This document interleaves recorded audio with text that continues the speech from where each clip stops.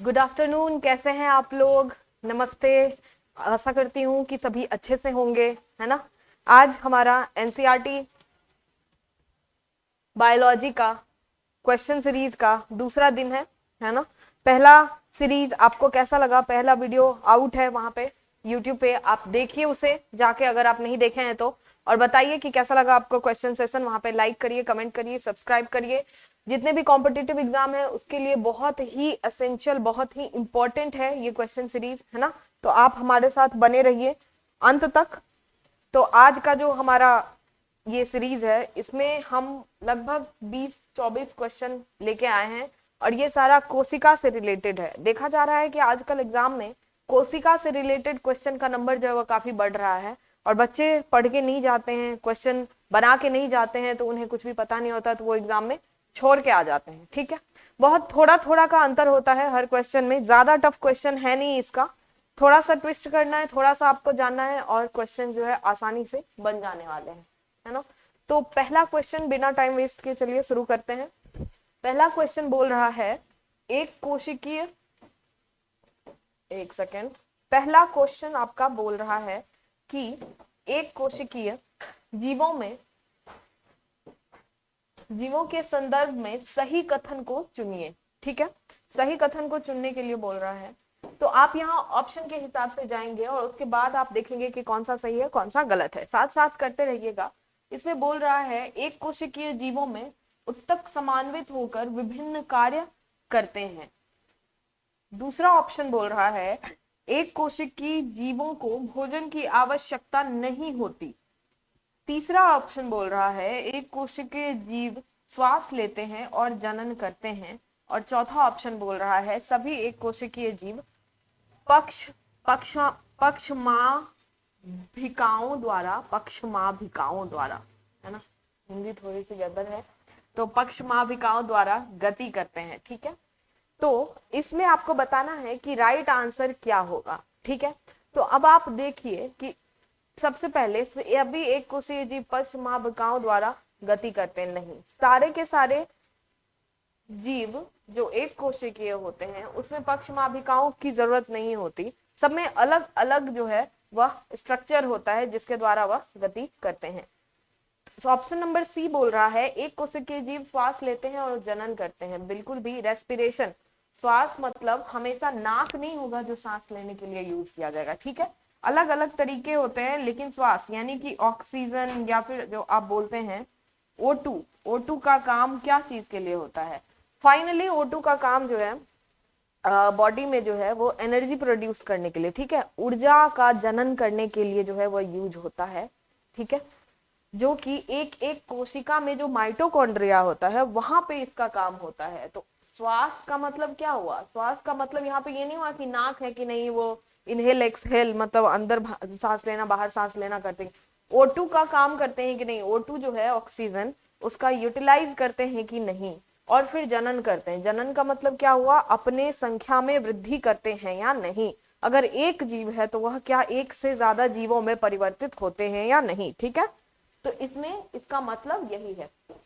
तो और B option बोल रहा है एक कोशिकीय जीवों को भोजन की आवश्यकता नहीं होती। ऐसा नहीं है, जितने भी जीव जंतु सभी को भोजन मतलब सबका भोजन अलग होगा। अब जरूरी नहीं है कि हमारे तरीके से वो चिकन टिक्का मसाला और पनीर लबाबदार खाएंगे। ठीक है, तो इसी तरीके से उनका जो भोजन है, ठीक है, उनसे जिन चीजों से वह अपना ईंधन, एक तरीके से होता है ना कि उनके बॉडी को जो एनर्जी की जरूरत होती है, तो कोई ईंधन जो है उसको जलाया जाएगा, मतलब उससे वो ऊर्जा उत्पन्न की जाएगी, तो उसी को उसका भोजन बोला जाता है।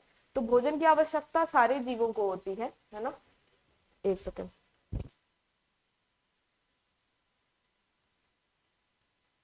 हाँ, तो सारे जीवों को होती है।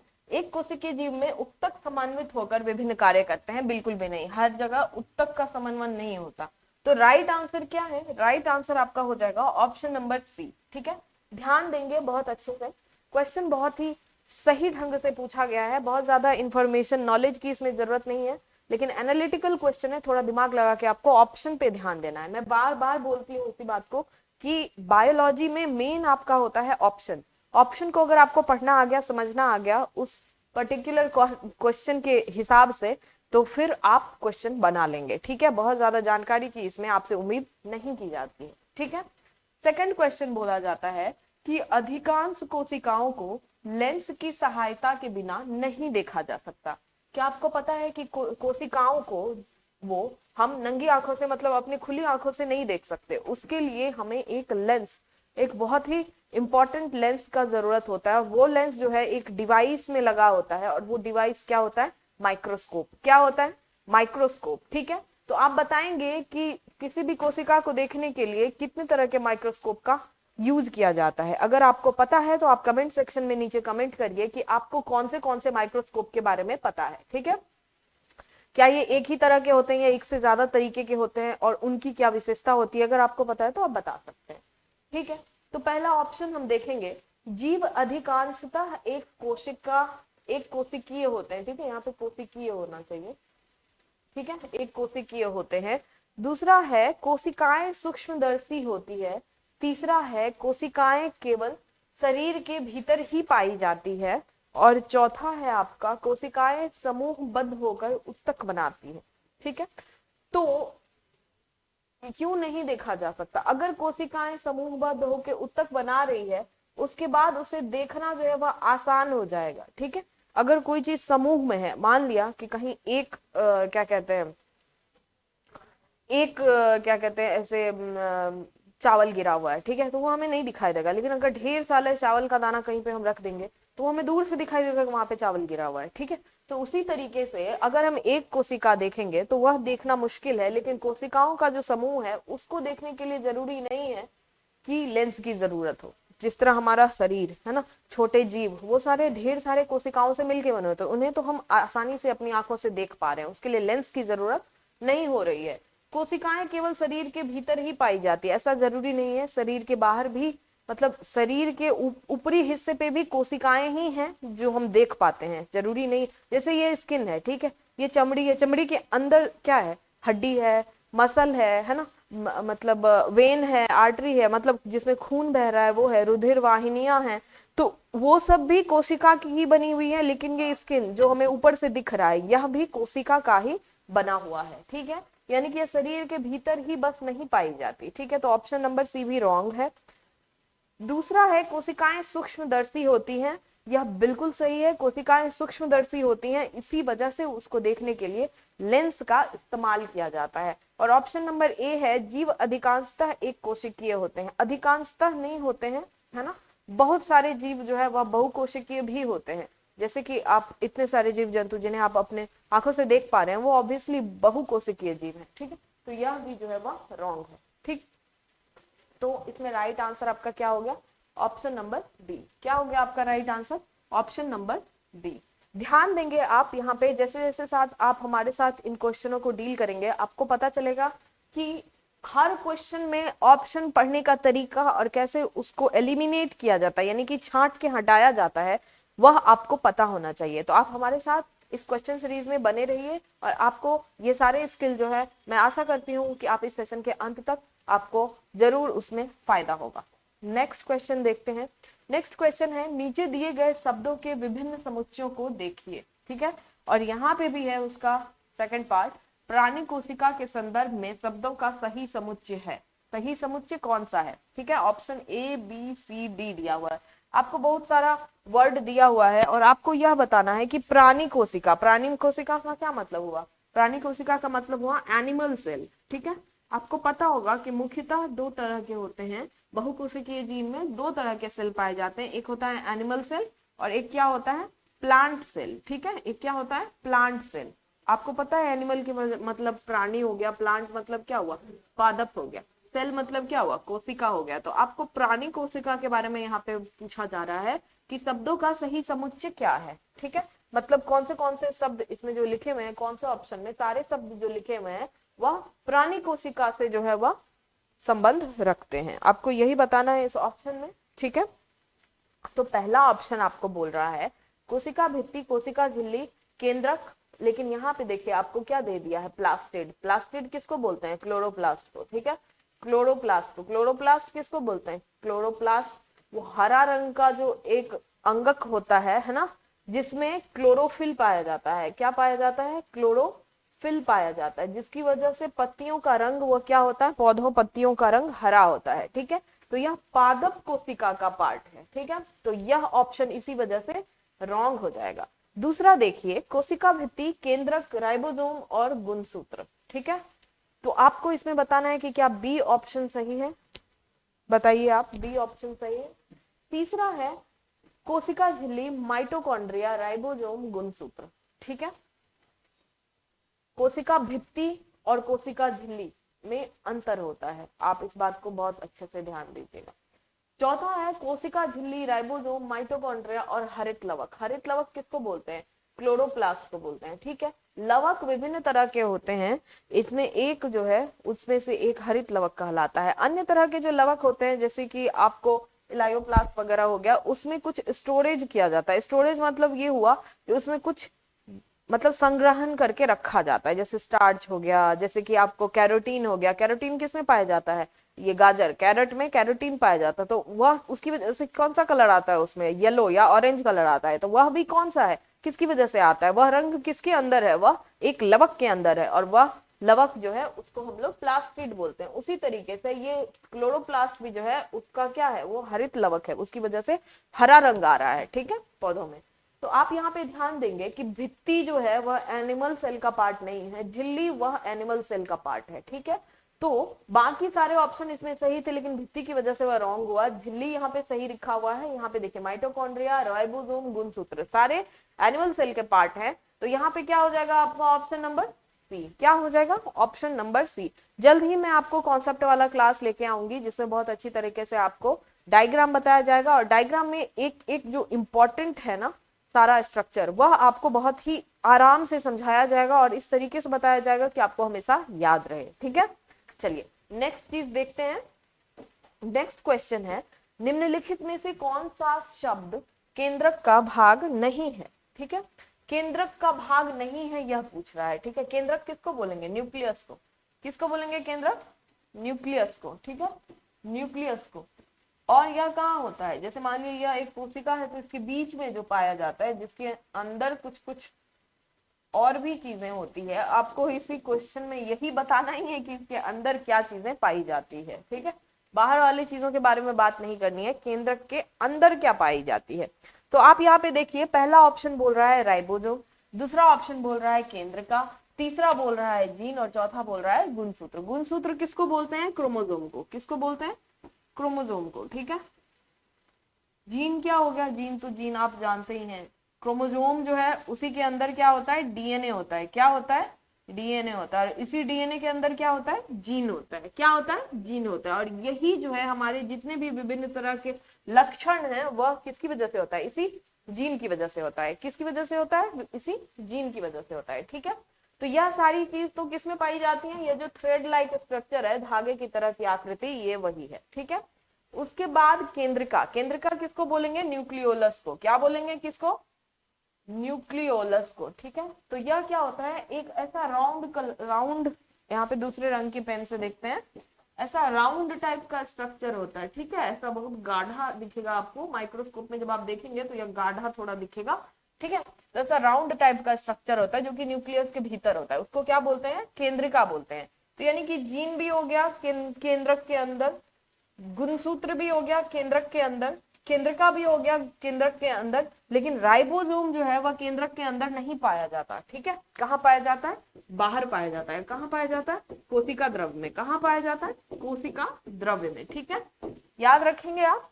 चलिए, तो राइट आंसर क्या हो जाएगा आपका? ऑप्शन नंबर ए, क्योंकि पूछ रहा है कि कौन सा भाग नहीं है। ठीक है, क्या पूछ रहा है? कौन सा भाग नहीं है। ठीक है, चलिए अब दूसरा क्वेश्चन पे जाएंगे। दूसरा क्वेश्चन क्या बोल रहा है? क्वेश्चन नंबर 5 बोल रहा है कि कोशिकाओं के विभिन्न घटकों के लिए उपयुक्त शब्द है। मतलब कोशिकाओं के विभिन्न जो घटक होते हैं, घटक से इसका क्या तात्पर्य? घटक का मतलब यह है कि जैसे यह कोशिका है। ठीक है, अब कोशिका में यहाँ पे केंद्रक है, फिर यहाँ पे आपको पता है केंद्रिका है। ठीक है, यहाँ पे आपको पता है गुणसूत्र है, राइबोसोम वगैरह है, माइटोकॉन्ड्रिया है। ठीक है, माइटोकॉन्ड्रिया को कैसे लिखते हैं? ऐसे लिखते हैं। ठीक है, उसके बाद जो है आपको क्या कहते हैं, ये रफ इंडोप्लाज्मिक रेटिकुलम है, स्मूथ इंडोप्लाज्मिक रेटिकुलम है, मतलब अलग अलग तरह के इसमें विभिन्न भाग होते हैं, ठीक है, विभिन्न भाग होते हैं। अब आपको क्वेश्चन ये बोल रहा है, क्वेश्चन ये बोल रहा है आपको कि इन विभिन्न भागों को, ठीक है, इन विभिन्न भागों को क्या कहा जाता है, ठीक है, क्या कहा जाता है, क्या उसको उत्तक बोला जाएगा, या फिर उसको गुणसूत्र बोला जाएगा, या फिर जीन बोला जाएगा। तो आप ध्यान देंगे ये सारी चीजें जो है हमने डील कर ली हैं, और यह सारी चीजों भी कोशिका के घटक है। क्या है ये सब? कोशिका के घटक है, और उन घटकों को क्या बोलते हैं हम लोग? कोशिका अंगक। क्या बोलते हैं? कोशिका अंगक। इंग्लिश में क्या बोलेंगे इसको? इंग्लिश में क्या बोलेंगे उसको? Cell organelle. क्या बोलेंगे? सेल ऑर्गेनेल, ठीक है, क्या बोलेंगे? सेल ऑर्गेनेल, ठीक है। चलिए नेक्स्ट क्वेश्चन, सिंपल है, बहुत सिंपल सा क्वेश्चन था, बस आप ध्यान देंगे आपको बन जाएगा। नेक्स्ट क्वेश्चन बोल रहा है, क्वेश्चन नंबर 6, कि कोशिकाओं के भीतर पाए जाने वाली जेली जैसे पदार्थ को कहते हैं। अब कोशिकाओं के अंदर जेली जैसा पदार्थ कौन सा है, आपको सबसे पहले यह जानना है। जैसे मान लीजिए यहाँ पे हमने एनिमल सेल बनाया, ठीक है, मतलब प्राणी कोशिका, यहाँ पे केंद्रक है, न्यूक्लियस, ठीक है, केंद्रिका, सब बन गया। अब आप देखिए यहाँ पे जितने भी अलग अलग तरह के मतलब ये कोशिका के अंगक हैं, ठीक है, तो सब यहाँ पे पाए जाते हैं। अब आप ये समझिए कि जैसे आपने एक कैसे बोलूं, एक आपने ये देखा होगा कि एक ऐसे गिफ्ट आता है जिसमें जिसके अंदर ऐसे कुछ बना रहता है, ताजमहल या कुछ भी, उसमें बहुत सारा ऐसा ग्लिटर भरा रहता है और उसके अंदर पानी रहता है या जेली टाइप का सब्सटेंस रहता है। ऐसे आप उसको पलटाएंगे तो चीजें नीचे आ जाती है, फिर ऐसे ऐसे करेंगे तो फिर ऊपर आ जाएंगी, उसके अंदर ऐसे ऐसे ग्लिटर मूव करते रहता है। तो उसी तरीके से आप इमेजिन करेंगे कि यह गोल सा एक कोशिका है जिसके अंदर ग्लिटर जिस तरीके से है उस तरीके से ये सारी चीजें जो है वह उसमें तैर रही है। तैर किस में रही है? तो इसमें पानी यानी कि जेली टाइप का जो है एक सब्सटेंस, ठीक है, एक चीज भरा हुआ है जिसमें कि ये सारी चीजें इस तरीके से तैर रही हैं। और सबसे बीच में क्या है? जिस तरीके से उसके बीच में एक ताजमहल बना हुआ रहता है उसी तरीके से वो हमेशा मध्य में रहता है, उसी तरीके से मध्य में क्या रहता है? केंद्रक। क्या रहता है? केंद्रक, ठीक है।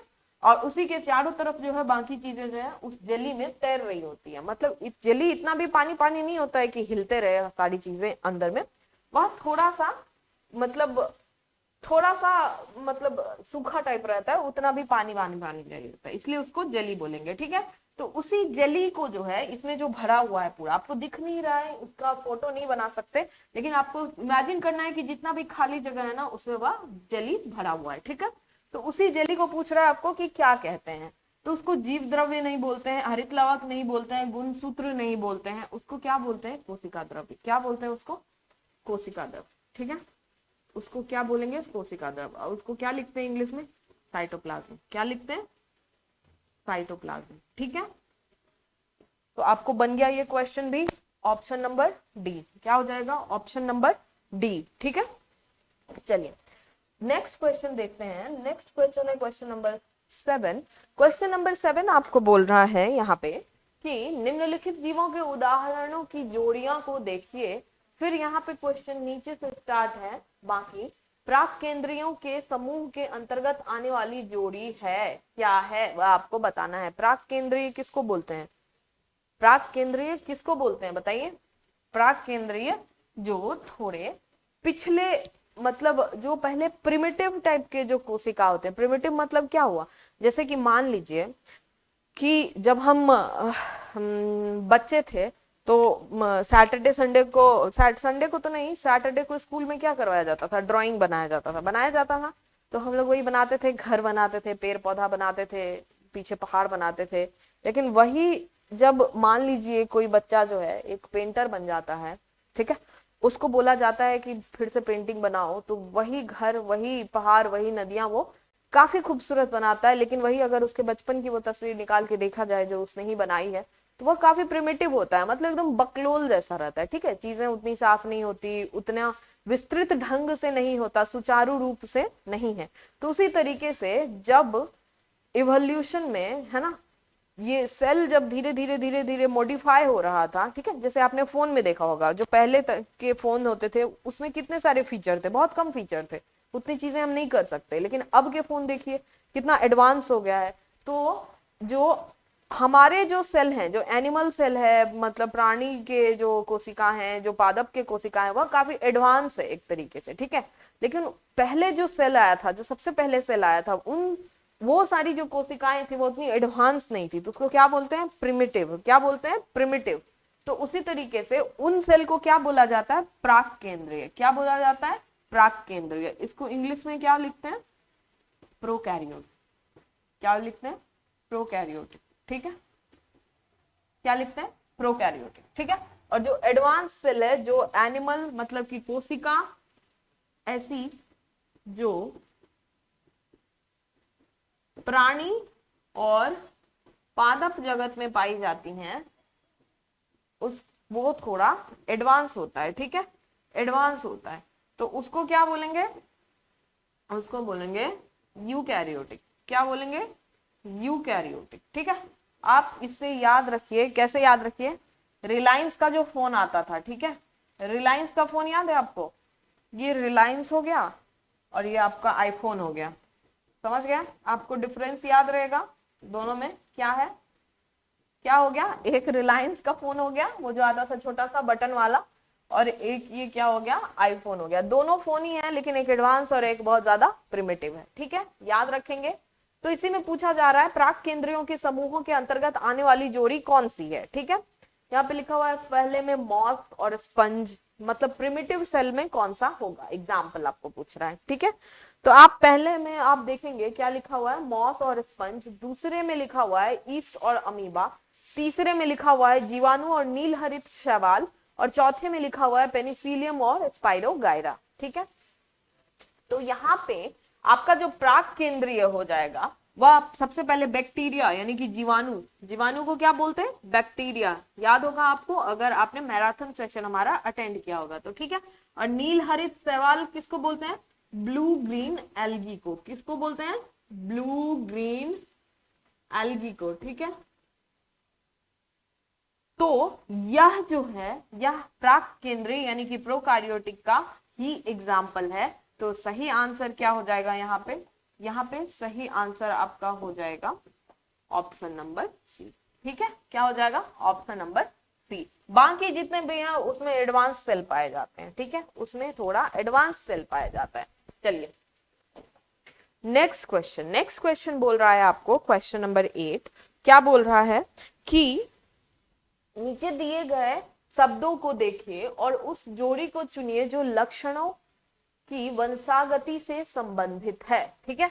लक्षणों की वंशागति से संबंधित है, इसमें मतलब क्या हुआ कि लक्षण यानी कि कैरेक्टर, जैसे बोलते हैं ना कि उसका लाल देखो, सॉरी उसका लाल बोलते हैं, उसका बाल देखो काला है, किसी किसी का बाल देखेंगे आप भूरा है, ठीक है। किसी किसी का बाल देखेंगे कि घुंघराला होता है, किसी किसी का बाल देखेंगे एकदम सीधा होता है, किसी का बाल सिल्की होता है, किसी का बाल बहुत रूखा होता है ना।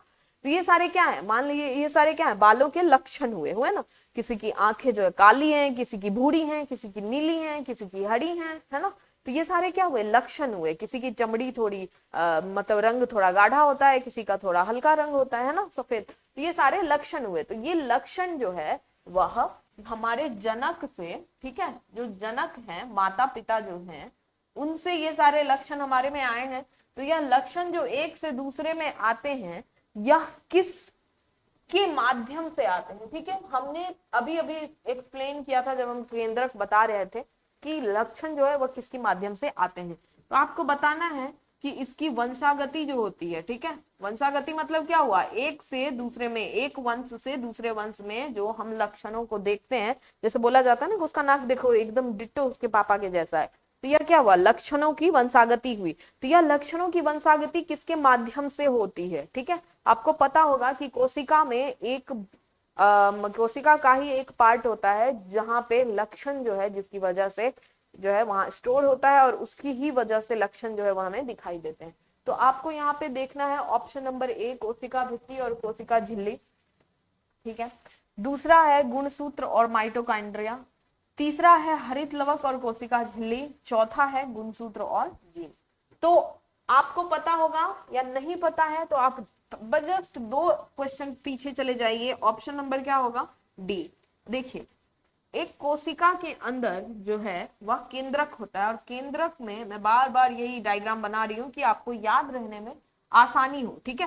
केंद्रक के अंदर जो है ऐसे थ्रेड लाइक मतलब धागे की तरह का एक आकृति पाया जाता है, उसको हम लोग गुणसूत्र बोलते हैं। गुणसूत्र मतलब क्रोमोसोम। अब यही गुणसूत्र जो है, ठीक है, गुणसूत्र वह कैसे बना होता है। अब मान लिया कि जैसे एक मूर्ति बनती है, ठीक है, मूर्ति देखा होगा, पूजा में आप लोग जाते होंगे या ऐसे भी, तो जब हम मूर्ति को पानी में विसर्जित करते हैं तो क्या होता है, मिट्टी जो है सबसे पहले धुल जाती है, उसके बाद अंदर में क्या दिखाई देता है, वह जिन चीजों से बना होता है, सबसे पहले मतलब बांस का या किसी लकड़ी का स्ट्रक्चर दिया जाता है, उसके ऊपर जो है फिर पुआल यानी कि वो जो हमारा धान या गेहूं का जो डंटल बच जाता है, वह पुआल से उनको बांध के अलग अलग आकृति दी जाती है ना, रस्सी से उसको बांधा जाता है पुआल को, फिर उसके ऊपर मिट्टी को जो है वह क्या कहते हैं भूसे में लगा के उस पर चिपकाया जाता है और उसको आकृति दी जाती है, और फिर अच्छी चिकनी मिट्टी से उसको प्लेन करके उसमें मतलब जो भी आंख कान नाक वगैरह बनाई जाती है, ठीक है।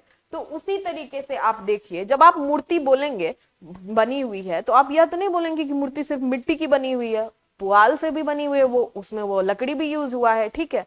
तो उसी तरीके से क्रोमोजोम को आप मूर्ति समझ लीजिए, ठीक है। अब क्रोमोजोम जो है, ठीक है, क्या बोला गया अभी, क्रोमोजोम को आपको क्या समझना है, मूर्ति समझ लीजिए, ठीक है। अब मैं आपको यहाँ पे थोड़ा सा आपको एक्सप्लेन करती हूँ।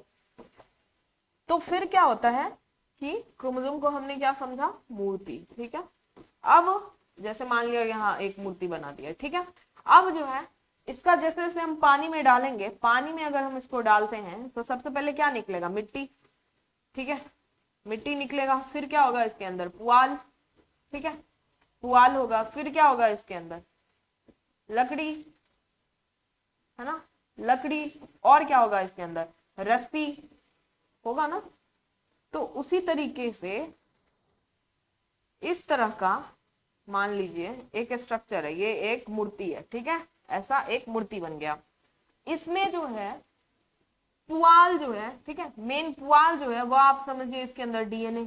अब डीएनए को, पुआल को एक जगह रखने के लिए अलग अलग तरह के प्रोटीन यूज होते हैं। क्या यूज होते हैं, प्रोटीन यूज होते हैं। तो उसकी वजह से वह एक जगह बंधा रहता है, ठीक है, इसमें इस तरीके से एक जगह जो है बंधा रहता है, ठीक है, इस तरीके से, इस तरीके से, वो है इस तरीके से रहता है, ठीक है।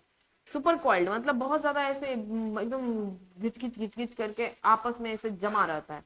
तो इसको एक जगह बांधने के लिए जो है अलग अलग तरह के मान लीजिए प्रोटीन यूज होते हैं। क्या यूज होते हैं, प्रोटीन यूज होते हैं, ठीक है। अब जीन क्या है, अब जीन मान लीजिए कि वो पुआल का अगर एक छोटा सा हिस्सा लेंगे ना अंदर में, ठीक है, एक छोटा सा हिस्सा लेंगे, तो वह छोटा सा हिस्सा जब इसको मान लिया हमने ऐसे करके बड़ा करते हैं, तो यह इसी डीएनए का छोटा सा हिस्सा जिसकी वजह से कोई लक्षण हमें दिखाई दे सके, वह क्या कहलाएगा, जीन। क्या कहलाएगा, जीन। क्या कहलाएगा, जीन, ठीक है। याद रहेगा, आपको याद रहेगा।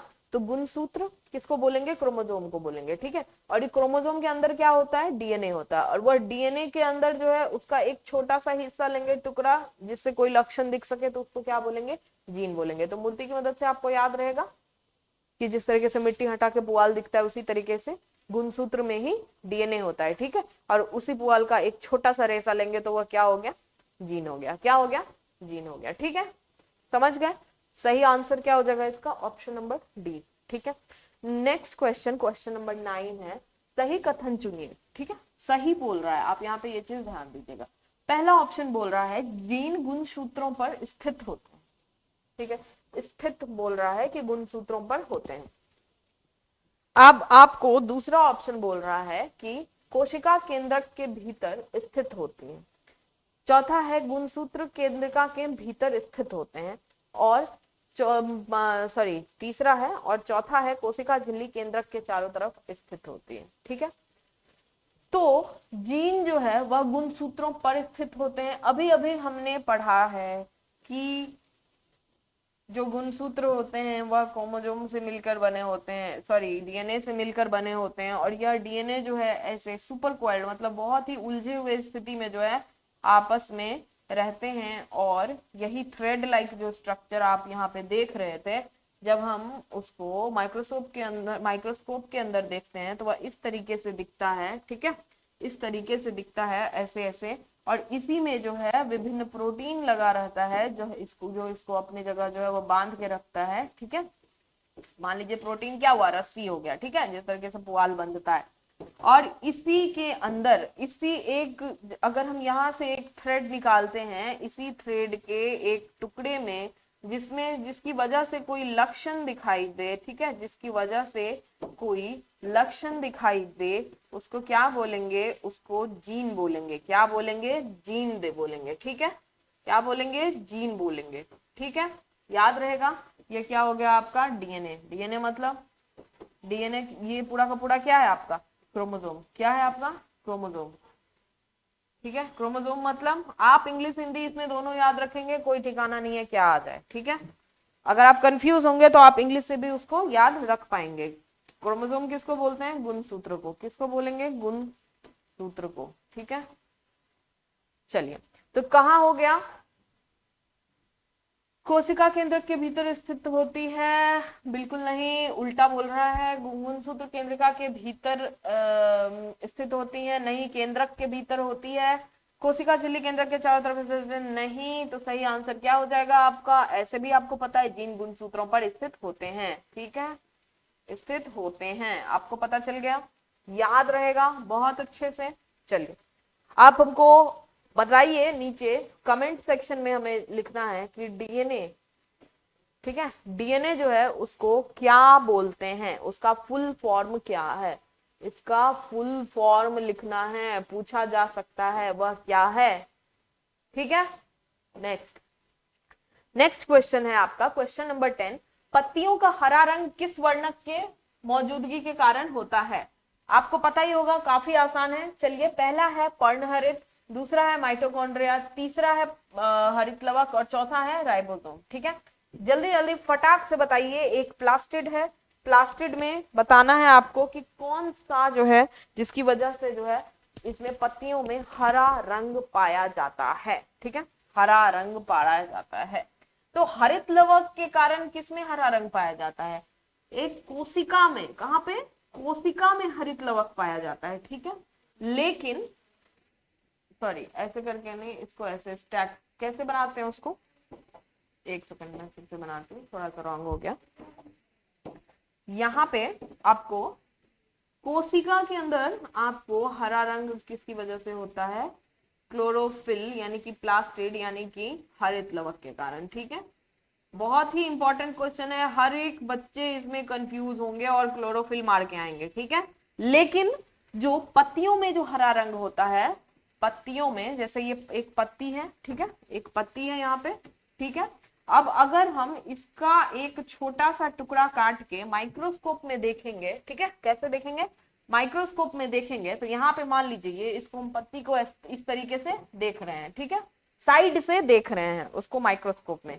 तो यहाँ पे हम पाएंगे कि इस तरीके से बहुत सारे स्ट्रक्चर होते हैं, ठीक है, इस तरीके से बहुत सारे स्ट्रक्चर मतलब कोशिकाएं हैं, कोशिकाएं हैं इस तरीके से। और इन कोशिकाओं में ना बहुत ज्यादा ये हरित लवक भरा हुआ है। क्या भरा हुआ है, हरित लवक भरा हुआ है, ठीक है।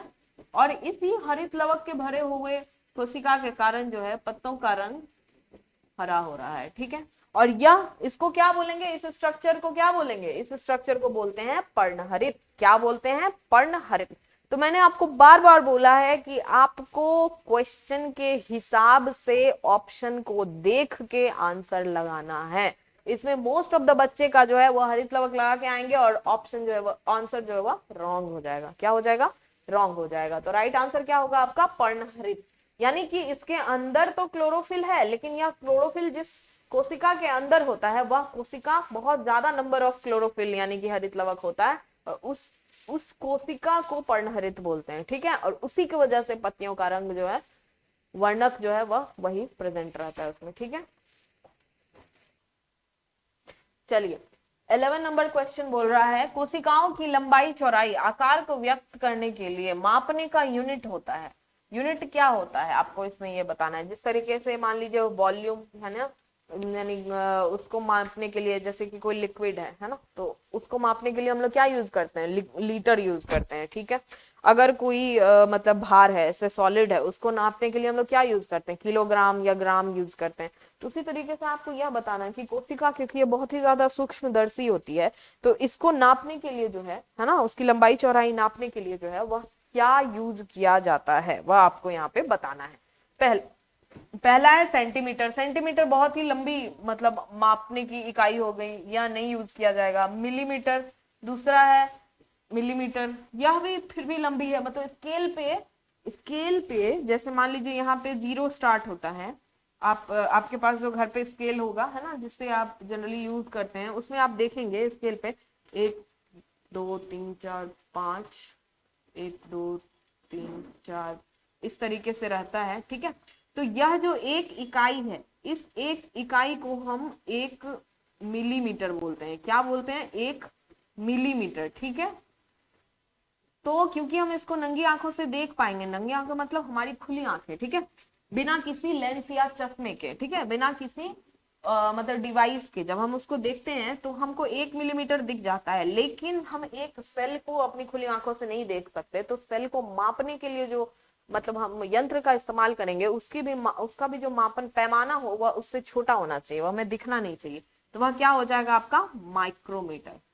क्या हो जाएगा, माइक्रोमीटर, ठीक है। आपको यह बताना है कि जिस तरीके से सेंटीमीटर होता है, सेंटीमीटर, ठीक है, सेंटीमीटर क्या होता है, 1 मीटर में कितना होता है, 100 सेंटीमीटर, ठीक है।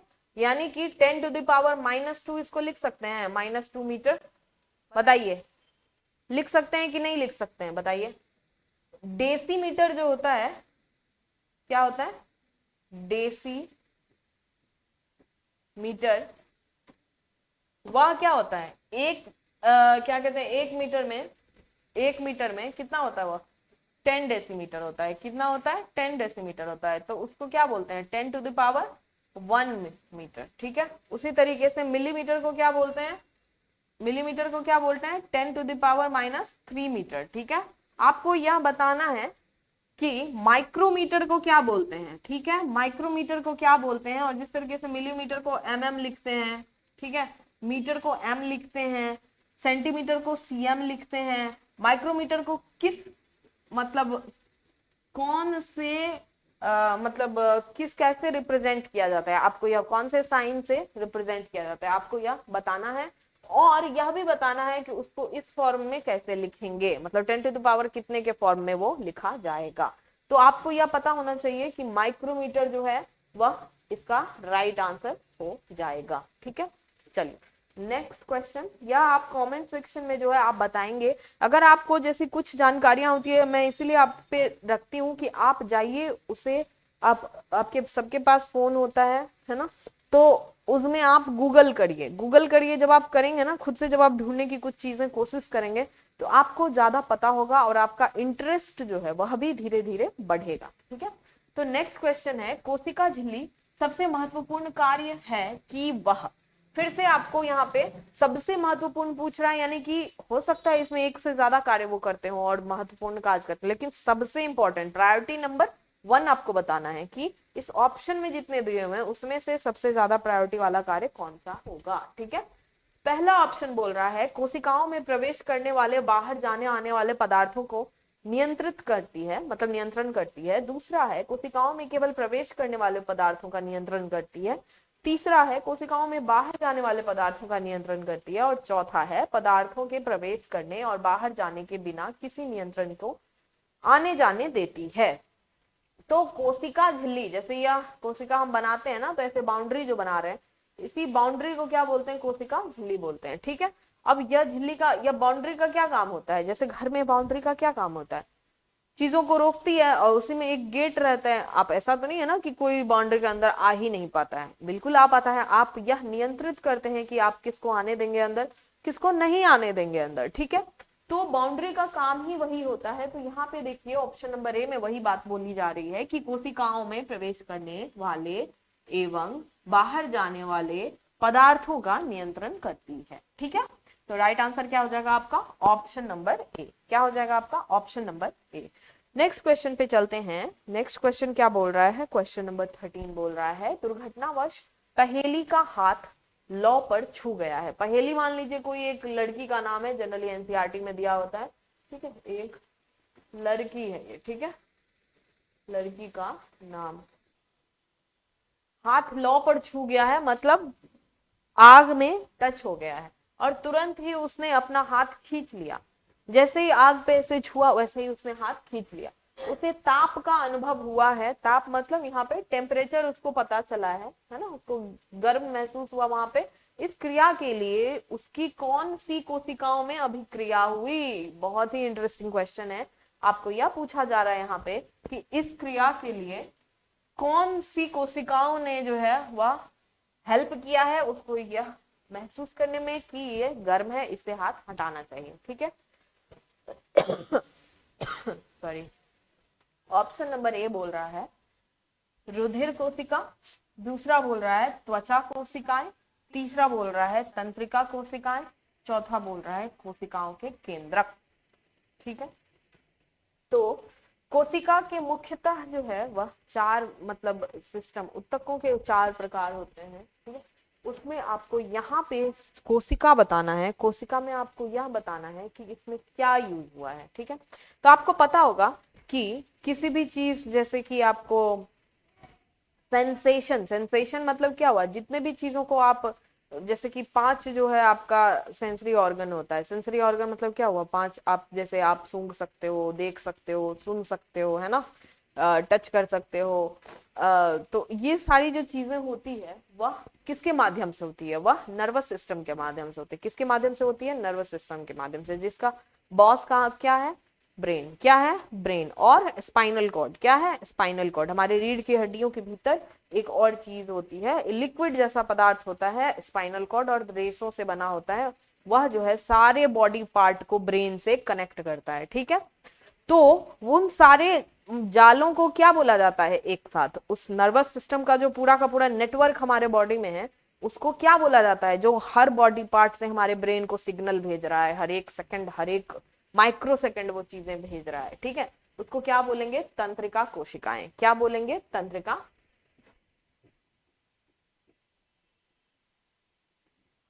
Nerve cell. क्या बोलेंगे? Nerve cell. उसका एक यूनिट, यूनिट मतलब इकाई है, नर्वस सिस्टम का एक इकाई है ये। क्या है? इकाई है, ठीक है।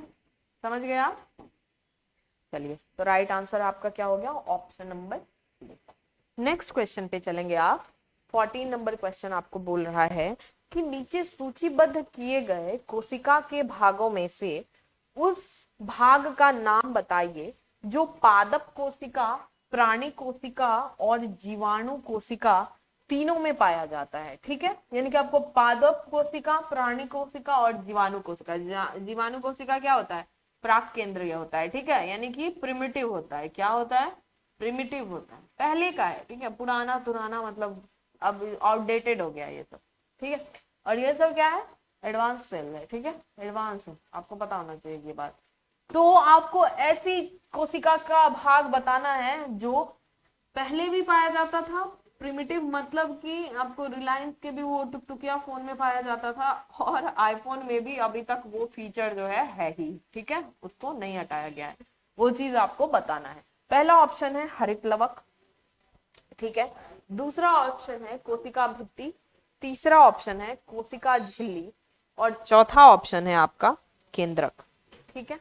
आपको बताना है कि इसमें से कौन सा ऐसा भाग है जहां तीनों में पाया जाता है। तो केंद्रक जो होता है वह प्रिमिटिव में सेम नहीं पाया जाता जैसा एडवांस में पाया जाता है, ठीक है। यानी कि आप समझिए कि ऑपरेटिंग सिस्टम जो होता है हर एक मोबाइल का सेम नहीं होता, वो चेंज हो जाता है, ठीक है।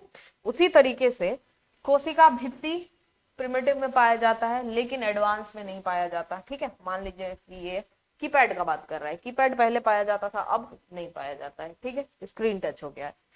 चौथा है हरित लवक। हरित लवक किस में होता है? सिर्फ और सिर्फ पादप में। कहाँ होता है? सिर्फ और सिर्फ पादप में, ठीक है। और यहाँ पे है कोशिका झिल्ली। क्या है? कोशिका झिल्ली, यानी कि मेम्ब्रेन। मेम्ब्रेन मतलब बाउंड्री, वही बाउंड्री जिससे बाहर और भीतर आने जाने के पदार्थों का कंट्रोल जो है, नियंत्रण जो है वह किया जाता है। तो यह हर एक मतलब कोशिका में यह पाया जाता है, यानी कि आईफोन हो या रिलायंस का टुकटुक या मतलब वो वाला फोन हो, दोनों में जो है बात करने का फीचर, कॉलिंग फीचर जो है वह मेन है, उसी के लिए बनाया गया था, सबसे मेन वही है, तो वह रहेगा, ठीक है। तो क्या हो जाएगा वह? कोशिका झिल्ली। क्या हो जाएगा वह? कोशिका झिल्ली, ठीक है। ऑप्शन नंबर सी राइट है। क्वेश्चन नंबर 15 में चलेंगे हम। क्वेश्चन नंबर 15 में क्या बोल रहा है? केंद्रक के भीतर धागे जैसी संरचनाएं होती है। केंद्रक, ये कोशिका है, केंद्रक है, इसमें धागे जैसी संरचनाएं होती हैं। आपको यह बताना है कि इसको क्या बोलते हैं, ठीक है। केंद्रक के अंदर में जो ऐसा हमने बताया था, एक गाढ़ा, एक जगह जो आपको ऐसा डॉट जैसा स्ट्रक्चर दिखेगा गाढ़ा सा, वह क्या हो जाएगा? वह केंद्र का हो जाएगा। गुणसूत्र जो है वह इसी को बोलते हैं, ठीक है, इसी को बोलते हैं। यही जो धागे जैसा स्ट्रक्चर होता है। जीन जो है वह गुणसूत्र के अंदर होता है, ठीक है, उसका एक टुकड़ा जीन कहलाता है जो लक्षणों को जो है वह दिखा सके। राइबोसोम जो है वह उसमें पाया ही नहीं जाता, वो बाहर पाया जाता है इस तरीके से कोशिका द्रव में, ठीक है। तो राइट आंसर क्या हो जाएगा आपका? गुणसूत्र। क्या हो जाएगा? गुणसूत्र, ठीक है। धागे जैसी संरचना को क्या बोलेंगे हम? गुणसूत्र, ठीक है। नेक्स्ट क्वेश्चन पे चलते हैं। नेक्स्ट क्वेश्चन 16 नंबर बोल रहा है, सॉरी, उस कथन को पहचानिए जो कोशिकाओं के बारे में सही है, ठीक है। सही बोल रहा है। पहला ऑप्शन है, कोशिकाओं को लेंस की सहायता के बिना कोड़ी आंखों से आसानी से देखा जा सकता है। हमने अभी अभी बात की थी कि कोशिकाओं को देखने के लिए लेंस की जरूरत होती है, क्योंकि वह सूक्ष्मदर्शी होते हैं। कैसे होते हैं वो? सूक्ष्मदर्शी, ठीक है। चलिए, नेक्स्ट है, कीट का अंडा कोशिका नहीं होता। हर अंडा एक कोशिका ही होता है, ठीक है। आपको इसी में यह बताना है कि सबसे बड़ी कोशिका जो है वह क्या पाई जाती है, मतलब सबसे बड़ा अंडा किसका होता है, आपको बताना है। सबसे बड़ा अंडा कहाँ होता है, किसका होता है, ठीक है, आपको बताना है यह कमेंट सेक्शन में। नहीं पता तो गूगल करिए, लेकिन करिए, ठीक है, करिए पता, और कमेंट सेक्शन में आप नीचे टाइप करिए, ठीक है। नेक्स्ट है, एक कोशिकीय जीव की एकल कोशिका सभी कार्य कर सकती है। जी हाँ, बिल्कुल कर सकती है सभी कार्य, ये रॉन्ग था। चौथा है, बहुकोशिकीय जीवों में कोशिकाओं का आकार और आकृति एक समान होती है। जरूरी नहीं है, अलग अलग आकार और आकृति की कोशिकाएं पाई जाती है। तो यह जो सी ऑप्शन है, एक कोशिकीय जीव की एकल कोशिका सभी कार्य कर सकती है, इसी बेसिस पे वह पूरा का पूरा जीव एक कोशिका से ही रिप्रेजेंट होता है, क्योंकि वह अपने सारे कार्य, जिसके लिए हमें हाथ, पैर, मुंह, आंखें, सब चीजें दी गई है ना, हमारे अंदर मतलब क्या कहते हैं, डाइजेशन का सिस्टम है ना, बाकी तंत्रिका है, मतलब नर्वस सिस्टम है, खून पहुंचाने का अलग सिस्टम है ना, सर्कुलेटरी सिस्टम, सब कुछ जो है उसमें सबका अलग अलग कार्य है, इसलिए इतना सारा सिस्टम बना है। लेकिन उस एक कोशिकीय जीव में सारा का सारा काम एक ही सेल कर रहा है, एक ही कोशिका कर रहा है, ठीक है, ध्यान देंगे आप। तो option number C is the right option, ठीक है। नेक्स्ट नेक्स्ट है क्वेश्चन नंबर 17 है। क्वेश्चन नंबर 17 बोल रहा है, निम्नलिखित में से कौन कोशिका नहीं है? आपको यह बताना है जो कोशिका नहीं है, ठीक है। पहला है लाल रुधिर कणिका, आरबीसी। आरबीसी का फुल फॉर्म आपको पता होगा तो आप पता कर सकेंगे यह कोशिका है या नहीं है। क्या होता है? Red blood cell.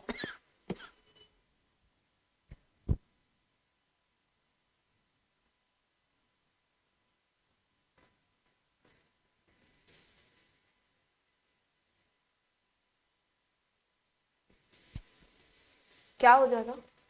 Sorry, red blood cell, ठीक है, ठीक है।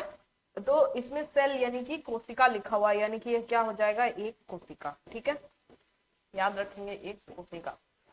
थोड़ा सा दिमाग का इस्तेमाल करना है। दूसरा यहाँ पे शुक्राणु, ठीक है। शुक्राणु किसको बोलते हैं? स्पर्म सेल को। किसको बोलते हैं? स्पर्म सेल को, ठीक है। यह एक क्या है? युग्मक है। क्या है? युग्मक है। युग्मक किसको बोलते हैं? गैमेट को बोलते हैं। किसको बोलते हैं? गैमेट को बोलते हैं, ठीक है। कौन सा युग्मक है? यह नर युग्मक है, ठीक है, नर युग्मक है। तो यह भी एक सेल हो गया, यह भी एक सेल है, यह भी एक सेल है। जीवाणु, जीवाणु मतलब क्या हुआ, जीवाणु मतलब हुआ आपका बैक्टीरिया, क्या हुआ आपका बैक्टीरिया, ठीक है। तो बैक्टीरिया जो है वह क्या है, वह भी एक सेल है, ठीक है। लेकिन विषाणु, विषाणु मतलब क्या हुआ वायरस, वायरस क्या होता है, वायरस सेल नहीं होता, वह सजीव और निर्जीव के बीच का एक जीव है, ठीक है, सजीव और निर्जीव के बीच का है, ठीक है। निर्जीव ऐसे होगा, जैसे भी होगा आप समझ लीजिए, सजीव और निर्जीव के बीच का है, यह कोई कोशिका नहीं है, ठीक है। तो राइट आंसर क्या हो जाएगा यहाँ पे आपका, राइट आंसर आपका हो जाएगा ऑप्शन नंबर डी, कौन सा कोशिका नहीं है, ठीक है। नेक्स्ट क्वेश्चन पे चलते हैं। नेक्स्ट क्वेश्चन, क्वेश्चन नंबर 18 बोल रहा है कि निम्नलिखित में वह कौन सा ऐसा लक्षण है जो तुम्हें पादप कोशिका को प्राणी कोशिका से अलग करने पहचानने में मदद करता है। जैसे जैसे हम इस सेशन के अंत में आ रहे हैं, मैं उम्मीद करती हूँ कि आप इन क्वेश्चंस को मुझसे पहले बना लेंगे, है ना। आप जो भी चीजें अभी बताई गई है आपको इस सेशन में, वो चीजें आप समझ रहे हैं, आप उनका यूज कर रहे हैं आगे के क्वेश्चंस को बनाने में। इसी के लिए आप ये सेशन अटेंड करते हैं कि आपका जो समझ है ना चैप्टर्स को लेके या किसी कॉन्सेप्ट्स को लेके, वो डेवलप हो, ठीक है, वो डेवलप हो। तो आप इस क्वेश्चन को अटेम्प्ट करिए, मेरे से पहले अटेम्प्ट करिए, ठीक है। तो इसमें आपको बोल रहा है कि कौन सा ऐसा लक्षण है जो तुम्हें पादप कोशिका और प्राणी कोशिका को अलग करके पहचानने में मदद करता है। पहला है कोशिका भित्ति, दूसरा है माइटोकॉन्ड्रिया, कोशिका झिल्ली और केंद्रक। तो यहाँ पे सॉरी थोड़ा सा, ठीक है, ठीक है, या केंद्रक।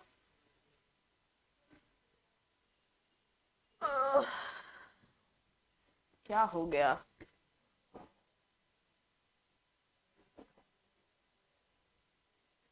क्लीन ऑल लगता है हो गया, ठीक है। चलिए, थोड़ी सी गड़बड़ी हो जाती है, कोई बात नहीं। नेक्स्ट क्वेश्चन देखते हैं, उसको हम लोग कल कर लेंगे, ठीक है, कल कर लेंगे उसको, क्वेश्चन ही चला गया तो। पहला है, पहेली ने सूक्ष्मदर्शी की सहायता से एक ऐसी कोशिका को देखा जिसमें स्पष्ट कोशिका भित्ति तो थी किंतु स्पष्ट केंद्रक नहीं था, उसने कौन सी कोशिका देखी, ठीक है। मतलब कौन सी ऐसी कोशिका होती है जिसमें केंद्रक जो है वह स्पष्ट नहीं होता। तो आपको मैंने दो तरह के कोशिकाओं के बारे में बताया था, जिसको हमने मोबाइल के माध्यम से आपको समझाया था। यानी कि एक मोबाइल जो पहले का है, बहुत पुराना है, बटन वाला मोबाइल है, यानी कि रिलायंस वगैरह का जो आता था, मोटोरोला वगैरह का। अब जो है वो जैसे स्क्रीन टच आने लगा है, तो आपको यह बताना है, जैसे पहले का उतना एडवांस नहीं था, अब का काफी एडवांस है। तो पहले के जो कोशिकाएं होती थी, जो सबसे पहले जीव धरती पाए थे, उनकी जो कोशिकाएं होती थी, उसमें केंद्रक जो है वह स्पष्ट नहीं होता था, ठीक है। इसीलिए बोला जाता है कि उसमें केंद्रक पाया ही नहीं जाता, क्योंकि वो स्पष्ट है ही नहीं, उसको केंद्रक नहीं बोल सकते। केंद्रक का स्ट्रक्चर थोड़ा, उसमें बाउंड्री होता है, सही से एकदम स्पष्ट दिखता है, ठीक है। तो आपको यह बताना है कि ऐसी कौन सी कोशिका है जो प्राक केंद्रीय है, उससे आपको यह पता चल जाएगा कि उसमें स्पष्ट कोशिका भित्ति उसको नहीं दिखेगी, ठीक है। तो प्राक केंद्रीय आपको यहाँ से पूछा जा रहा है, ये जितनी भी चीजें उसने बताई है वह किसका लक्षण है, प्राक केंद्रीय का, किसका, प्राक केंद्रीय का, ठीक है। तो आप देखिए, पादप प्राक केंद्रीय है, नहीं, बिल्कुल भी नहीं है। दूसरा, तंत्रिका कोशिका प्राक केंद्रीय है, नहीं है। प्राणी कोशिका प्राक केंद्रीय है, नहीं है। जीवाणु कोशिका यानी कि बैक्टीरिया, ठीक है, बैक्टीरिया जितना भी तरह का बैक्टीरिया होता है, साइनो बैक्टीरिया, ये बैक्टीरिया, वो बैक्टीरिया, सब जो है वो प्राक केंद्रीय के अंदर आता है। तो राइट आंसर क्या हो जाएगा, ऑप्शन नंबर डी, क्या हो जाएगा, ऑप्शन नंबर डी, ठीक है। नेक्स्ट क्वेश्चन, नेक्स्ट क्वेश्चन में है आपका 20 नंबर क्वेश्चन कि कपोल कोशिकाओं में नहीं होता, कपोल कोशिकाओं में क्या नहीं होता, आपको यह बताना है, ठीक है। क्या नहीं होता वह आपको बताना है। पहला है कोशिका झिल्ली, दूसरा है केंद्रक, तीसरा है गोल्जी उपकरण, और चौथा है लवक। लवक किसको बोलते हैं, प्लास्टिड को, किसको बोलते हैं, प्लास्टिड को। ये किस में पाया जाता है, पादप में। किस में पाया जाता है, पादप में, यानी कि प्लांट में, ठीक है। और कपोल कोशिकाएं जो प्लांट की कोशिका की तो बात यहाँ पे नहीं की जा रही है, या फिर कहीं भी जा रही है, तो वहां पे यह नहीं पाया जाता। तो राइट ऑप्शन क्या हो जाएगा, ऑप्शन नंबर डी हो जाएगा। क्या हो जाएगा आपका right answer, option number D. Next question पे चलेंगे। नेक्स्ट क्वेश्चन आपको बोल रहा है सही कथन चुनिए, सही कथन चुनिए। पहला ऑप्शन है उत्तक असमान कोशिकाओं का एक समूह होता है, ठीक है। दूसरा है एक अंग समान कोशिकाओं से बना होता है। तीसरा है पादप कोशिकाओं में रिक्तिकाएं नहीं होती। और चौथा है प्रोकारियोट्स में, देखिए यहाँ पे लिखा हुआ है ना, प्राक केंद्रीय को इंग्लिश में प्रोकैरियोट्स बोलते हैं, मैंने आपको बताया था, है ना। अब देखिए यहाँ पे डायरेक्टली प्राक केंद्रीय तो नहीं लिखा हुआ है, प्रोकैरियोट्स लिखा हुआ है, लिखा है कि नहीं लिखा है? तो फिर आपको इंग्लिश पता होगा तो यहाँ पे आप ये ऑप्शन समझ पाइएगा कि क्या बोल रहा है। तो सही कथन चुनिए। अभी अभी हमने आपको बताया था कि प्राक केंद्रीय में केंद्रक जो है वह उतना स्पष्ट नहीं होता, ठीक है। यानी कि ऑप्शन नंबर डी जो यह बोल रहा है प्रोकैरियोट्स में केंद्रक नहीं होता, वह सही ऑप्शन है। क्या है? सही ऑप्शन है, ठीक है। बाकी देखिए उत्तक असमान कोशिकाओं का एक समूह होता है, बिल्कुल नहीं, उत्तक समान कोशिकाओं के एक समूह को उत्तक बोलते हैं, ठीक है। उत्तक मतलब क्या हो गया? टिश्यू। फिर बहुत सारे तरह के टिश्यू होते हैं, ठीक है, डिफरेंट तरह के टिश्यू होते हैं। अब उस डिफरेंट तरह के टिश्यू से मिलकर एक ऑर्गन यानी कि अंग बना होता है, ठीक है, अंग बना होता है। तो ऑप्शन नंबर जो बी बोल रहा है एक अंग समान कोशिकाओं से बनाता है, वो भी रॉन्ग है। क्यों रॉन्ग है? क्योंकि वह डिफरेंट तरह के कोशिकाओं से मतलब डिफरेंट तरह के टिश्यू यानी उत्तकों से मिलकर बना होता है, यानी कि हर उत्तक में अलग अलग तरह की कोशिकाएं हैं, तो वह समान कोशिकाओं से मिलकर नहीं बना है। सी बोल रहा है पादप कोशिकाओं में रिक्तिकाएं नहीं होती, यह बात गलत बोल रहा है, ठीक है। नेक्स्ट ऑप्शन क्वेश्चन हम 22 पे जाएंगे, उसमें बोल रहा है यूकैरियोट्स के संदर्भ में निम्नलिखित कथनों में से कौन से कथन सही हैं? देखिए यहाँ पे भी आपको यूकैरियोट डायरेक्ट लिख रहा है, ठीक है। एडवांस सेल की बात की जा रही है। एडवांस सेल क्या है? एनिमल यानी कि प्राणी वाला, प्राणी कोशिकाएं, और क्या है? प्लांट यानी कि पादप, ठीक है। चलिए के संदर्भ में निम्नलिखित कथनों में से कौन से कथन सही हैं, आपको यह बताना है कि सही कथन कौन से हैं इसमें, ठीक है। पहला है इनमें केंद्रकीय झिल्ली नहीं होती, बिल्कुल ही गलत ऑप्शन है, क्योंकि इसमें स्पष्ट रूप से केंद्र होता है, यानी स्पष्ट बनाने के लिए इसी झिल्ली यानी कि इसी बाउंड्री का यहाँ पे यूज किया जा रहा है, ठीक है। यानी कि स्पष्ट रूप से केंद्रक होता है, स्पष्ट झिल्ली होती है। दूसरा है इसमें एक सुव्यवस्थित केंद्रक नहीं होता है, ठीक है। इसमें बोल रहा है सुव्यवस्थित केंद्रक होता है, ठीक है। यानी कि यह जो है बिल्कुल सही बोल रहा है, क्योंकि यहाँ पे एकदम स्पष्ट होता है। तीसरा है इनमें एक केंद्रक झिल्ली होती है, ठीक है, यह भी सही है, केंद्रक झिल्ली होती है। चौथा है नील हरित शैवाल यूकैरियोट कोशिकाएं हैं, नहीं। यहाँ देखिए आपको फिर से डायरेक्ट यूकैरियोट बोल रहा है। नील हरित शैवाल यानी कि ब्लू ग्रीन एल्गी, अभी अभी हमने ऑप्शन में डील किया था ब्लू ग्रीन एल्गी, ठीक है। और क्या था वहां पे बताइए? और क्या था? जितने भी बैक्टीरिया यानी कि जीवाणु वगैरह होते हैं, ठीक है, बैक्टीरिया, ये सब कौन से हैं? प्रोकैरियोट हैं, ठीक है। ये सब सारे रिलायंस का बटन वाला मोबाइल है, ठीक है, प्रोकैरियोट, ठीक है, याद रहेगा आपको। चलिए यहाँ पे लिखा हुआ है यूकैरियोट, तो यह भी रॉन्ग है, यानी कि 1 और 4 रॉन्ग है, 2 और 3 राइट है। ऑप्शन नंबर बी हो जाएगा। क्या हो जाएगा? ऑप्शन नंबर बी, ठीक है। नेक्स्ट क्वेश्चन पे चलते हैं। उम्मीद करती हूँ कि आपको समझ में आ रहा होगा। अगर आपको समझने में कहीं भी कठिनाई हो रही है या किसी पर्टिकुलर क्वेश्चन में आपको कठिनाई हो रही है तो आप जाइए वहां पे कमेंट करिए, उसका जवाब दिया जाएगा, ठीक है।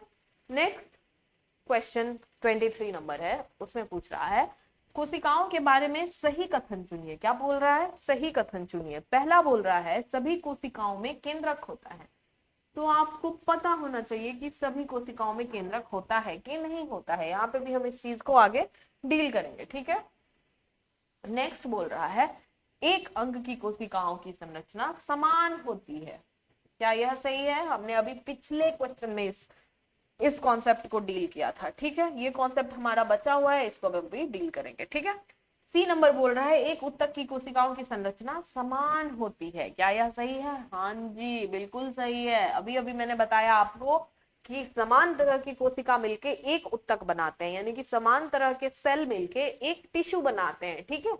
लेकिन अलग अलग उत्तकों में अलग अलग तरह की कोशिकाएं मिलके अलग अलग उत्तक बनाते हैं। समझ में आया आपको? ठीक है, ठीक है। चलिए जैसे कि एक सिंपल एग्जांपल मैं बता रही हूं कि बहुत सारे पनीर मिलके पनीर की सब्जी बनाएंगे हम, ठीक है। लेकिन मशरूम की सब्जी बनाने के लिए पनीर नहीं बल्कि मशरूम यूज किया जाएगा, ठीक है। तो ढेर सारे मशरूम से हम लोग मशरूम की सब्जी बनाएंगे, ठीक है। तो वही हो गया, मान लीजिए कि एक पनीर जो है एक तरह की कोशिका है, मशरूम दूसरी तरह की कोशिका है, ठीक है।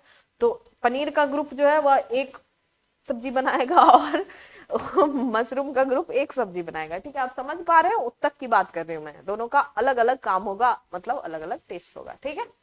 चलिए, सही हो गया। अब यहाँ पे देखिए बोल रहा है सभी कोशिकाओं में केंद्रक होता है। तो ऐसा देखा गया है कि बहुत सारी ऐसी कोशिकाएं होती है, जैसे जैसे वो मेच्योर होती है अपना केंद्रक जो है, मतलब अपना जो न्यूक्लियस है वह लूज कर देती है, ठीक है। तो सभी कोशिकाओं में केंद्रक नहीं होता, ठीक है। और आपको यह भी पता है कि जो एक कोशिकीय जीव होते हैं, जो प्राक केंद्रीय होते हैं, उसमें भी केंद्रक नहीं होता है। तो पहला ऑप्शन जो है वह रॉन्ग है, ठीक है। पहला ऑप्शन जो है वह रॉन्ग है। ऑप्शन नंबर डी, सभी प्रकार की कोशिकाओं की आकृति गोल होती है, यह भी रॉन्ग है। आपको पता होना चाहिए कि कुछ लंबी होती है, जैसे कुछ न्यूरॉन्स है, उसका आकार जो है एक पेड़ की तरह का होता है, मानचित्र की तरह का, पता नहीं। फिर ऑप्शन नंबर ए आपको डील हो गया, एक अंक की कोशिका का समय, ये भी डील हो गया आपका। Option number C right answer है। ऑप्शन नंबर डी भी आपको बता दिया गया है, ठीक है। नेक्स्ट और लास्ट क्वेश्चन आज का, वो हम अभी डील करेंगे। बोल रहा है नीचे दी गई तालिका में कुछ शब्द दिए गए हैं और साथ ही 4 रिक्त स्थान ए बी सी डी दिए गए हैं, ठीक है। तो आपको यहाँ पे बताना है क्या होगा, यहाँ पे बताना है क्या होगा, यहाँ पे बताना है क्या होगा, और यहाँ पे बताना है क्या होगा, ठीक है। वो बोल रहा है नीचे दिए गए विकल्पों में से शब्दों के सही समुच्चित चुनिए, ठीक है। कि क्या होगा, ए बी सी डी में क्या है उसको आपको चुनना है, ठीक है। तो अब आप देखिए कि पहला आपको जहां पे लिखा हुआ है, क्या लिखा हुआ है, अमीबा लक्षण या भाग, ऐसा कौन सा भाग होता है जिसका काम जो है वह कार्य गति करना होता है, आपको यह बताना है। तो पहले आप ए नंबर ऑप्शन में देखिए यहाँ पे इस चारों में से कि कौन सा सही दिया हुआ है, ठीक है। तो अमीबा का कार्य या गति करने के लिए जो भाग मतलब यूज होता है उसको क्या बोलते हैं, क्या संकुचनशील रिक्तिका, रिक्तिका बोलते हैं, नहीं। पादाव बोलते हैं, हाँ पादाव बोलते हैं। तो पादाव किसमें है, ए में, बी में और डी में, ठीक है। अब आप ऑप्शन सॉरी यहाँ पे क्वेश्चन नंबर बी पे आप जाएंगे, जो बी यहाँ पे ये ब्लैंक स्पेस दिया हुआ है, उसमें आप देखेंगे कि पादप कोशिका, लवक लवक तरकु ये यूज होता है क्या करने के लिए, कार्य क्या है उसका, ठीक है। तो अब आप देखेंगे यहाँ पे कि लवक यानी कि हरा रंग जिसकी वजह से होता है, ठीक है। हरा रंग इसकी वजह से होता है, और हरा रंग का क्या काम होता है प्लांट में, बताइए क्या काम होता है हरे रंग की वजह से, ऐसा क्या काम है जो पौधे कर पाते हैं, प्रकाश संश्लेषण। क्या कर पाते हैं, प्रकाश संश्लेषण। बहुत ही आसान सा जवाब है इसका, ठीक है, प्रकाश संश्लेषण, ठीक है, वह कर पाते हैं। तो आप देखिए कि बी में प्रकाश संश्लेषण कहाँ लिखा हुआ है, option number B, option number D, ठीक है। अब सी क्वेश्चन पे जाइए, कोशिका का नाम नहीं लिखा हुआ है, भाग लिखा हुआ है और कार्य लिखा हुआ है, ठीक है। भाग लिखा हुआ है और कार्य लिखा हुआ है। तो आप देखना है कि कौन से भाग, रूपी भाग किसमें पाया जाता है और संकुचन किसमें किया जाता है। अब यहाँ पे देखिए क्या लिखा हुआ है इसमें, बी और डी को हम साथ लेके चल रहे हैं, पेशी कोशिका और कपोल कोशिका, ठीक है। तो संकुचन का जो कार्य है वह पेशी, यानी कि जैसे आपको याद होगा कि मांसपेशी होती है कि नहीं होती है। मांसपेशी किसको बोलते हैं, मसल को बोलते हैं, किसको बोलते हैं, मसल को बोलते हैं, ठीक है। तो मसल का काम क्या होता है, मसल का क्या काम होता है, मसल जो है वो संकुचन करता है और फिर ऐसे फैलता है, उसी तरीके से जो है डिफरेंट काम हम कर पाते हैं, ठीक है। कॉन्ट्रैक्ट करता है और रिलैक्स करता है। तो वहां से अगर आप रिलेट करेंगे तो संकुचन का काम जो होगा वह कहाँ होगा, पेशी कोशिकाओं में होगा। कहाँ होगा, पेशी कोशिकाओं में। और डी जो है वह तंत्रिका कोशिका उद्दीपन और अनुक्रिया, ठीक है, वह करता है। और इसका लक्षण या भाग क्या है, आप डी में देखिए, तरकु रूपी या शाखित। तो मैंने आपको बताया था कि तंत्रिका जो है वह पेड़ की तरह होता है, ब्रांच टाइप होता है, ठीक है। जिस तरह पेड़ में ऊपर में ऐसे ऐसे शाखाएं होती हैं, नीचे जड़ होती हैं, बीच में तना होता है, उसी तरीके का तंत्रिका कोशिका होता है, ठीक है। उसका स्ट्रक्चर यहाँ पे मैं आपको बना देती हूँ, आपको ज्यादा समझ में आएगा।